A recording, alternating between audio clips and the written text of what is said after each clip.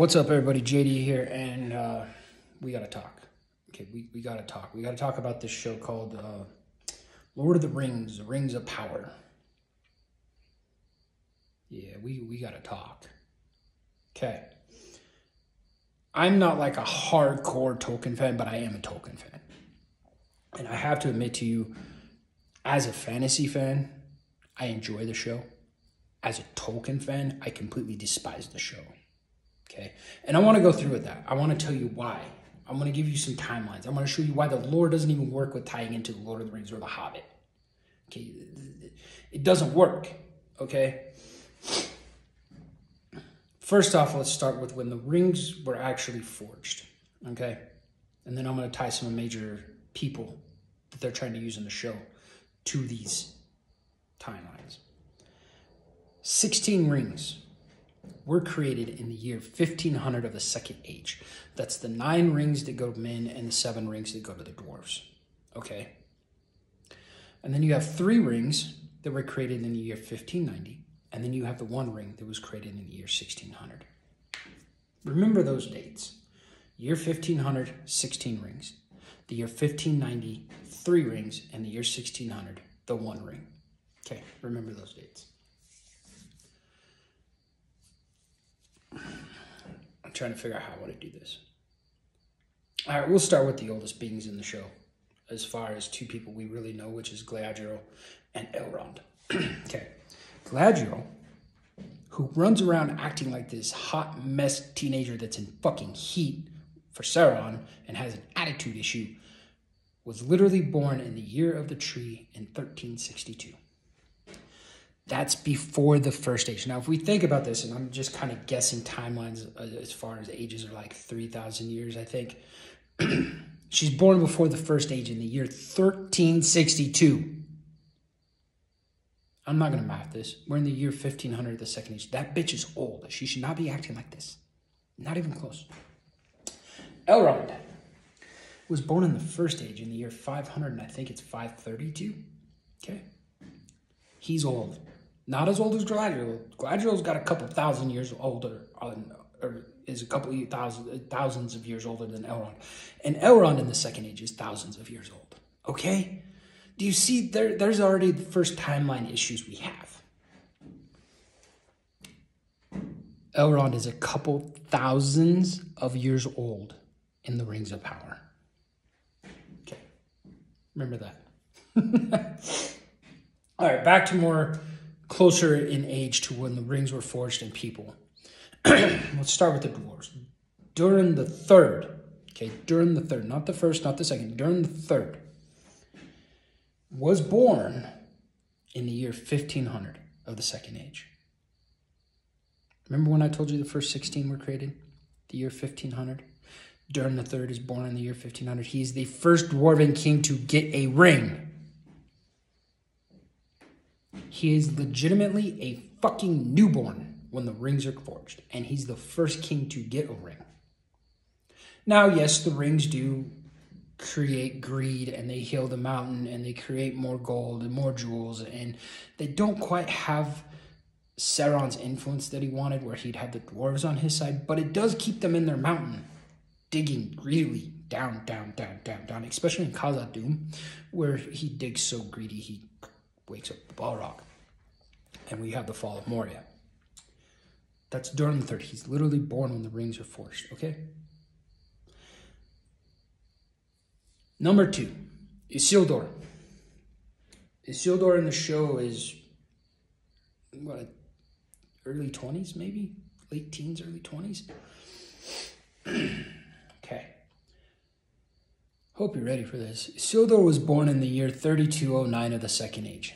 1700 years after the forging of the rings. This man is a whisper in the fucking dust when the rings are created. His father, they don't exist. Okay, don't get me wrong. Eventually, Sauron does go to Numenor and he does create hate and discontent and malice and eventually does break the Numenorian fucking empire and Isildur does go to Middle Earth and create Gondor. Now, there is one thing that resides with Isildur and Numenor that I'm having another hard time with, which is the Ithel stones, the planters.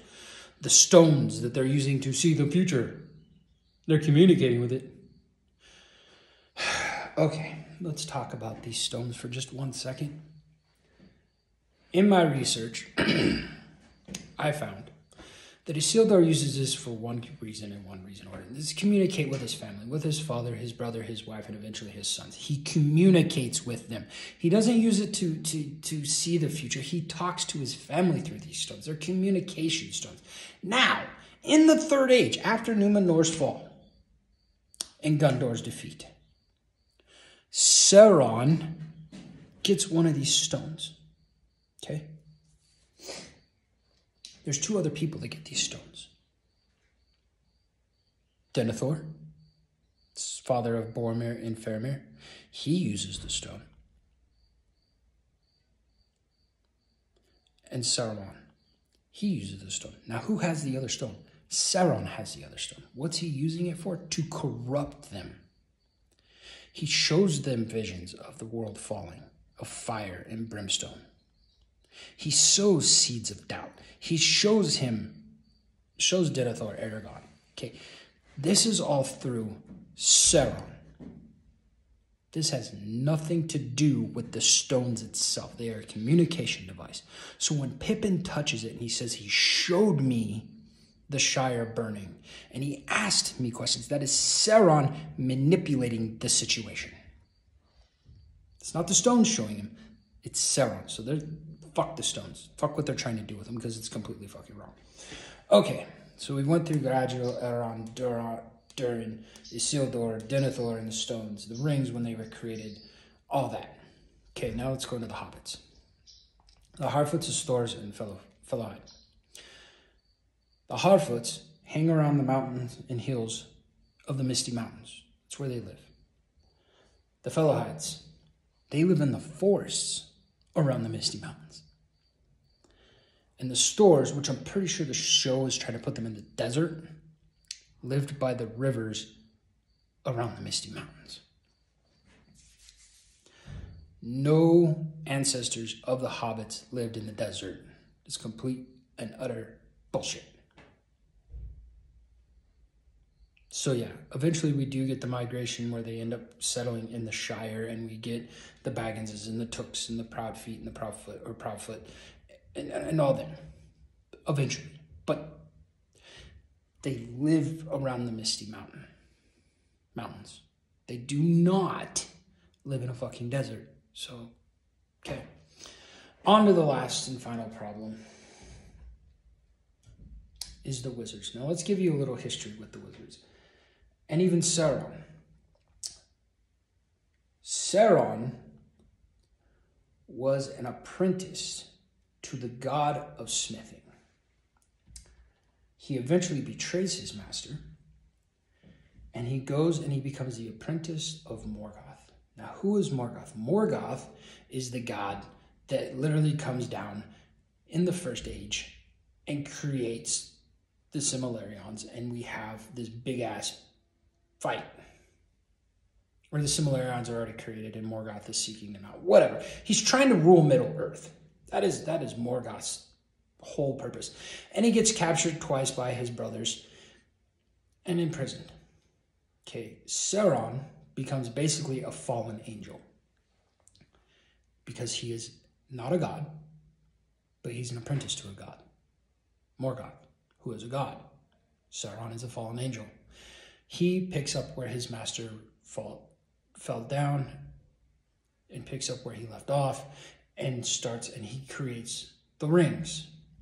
Instead of the Silmarils, he creates the rings to corrupt the world. He wants to use it more of a slow device that eventually influences and corrupts people. That's what the rings are for.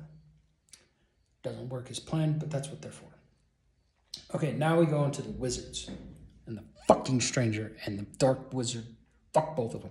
Anyway, in the year 1600 of the Second Age, 2 wizards come to Middle-earth. The Blue Wizards. And they go east Why do they go east? Well, because the Eastern men are corrupt. They are very bad people, and they're trying to sway them to be the good guys, go to the good side. And then they end up just kind of disappearing, and nobody knows what the fuck happened to them. We don't know. In the year 1000 of the Third Age, Saruman, Gandalf, Radagast come to Middle-earth. So now I have a problem again. You listen in, I got a huge problem. They brought, and God, I hope I'm fucking wrong, but Gandalf is the stranger. And it's almost like they're making this dark wizard out to be Saruman. Okay, if there's any dark wizard, that would be Sauron, not Saruman. Okay, it would actually be Sauron, would be the dark wizard. The necromancer that we see in The Hobbit, that's Saruman.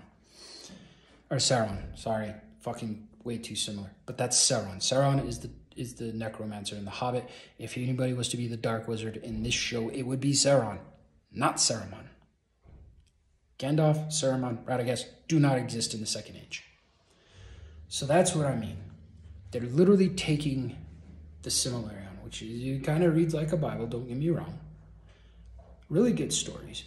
And they're taking it and they're just grabbing handfuls of shit. And then they're throwing it against the wall and go, "Here, we created a good show."